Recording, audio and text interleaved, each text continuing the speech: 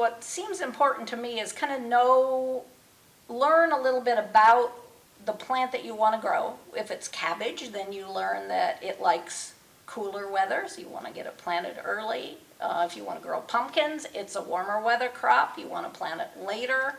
Know what some of the challenges are. Like with cabbage, the biggest challenge we have is the cabbage worm that, comes around every year, so you kind of got to watch it ahead of time and try to treat that and prevent it if possible. And there's each crop has its own little things that it likes and its own little challenges. And so if you learn those, you're a jump ahead. Sometimes you can get yourself in an overthink situation, and you just got to plant the seeds and try, or plant the plants and try, and you learn from your mistakes.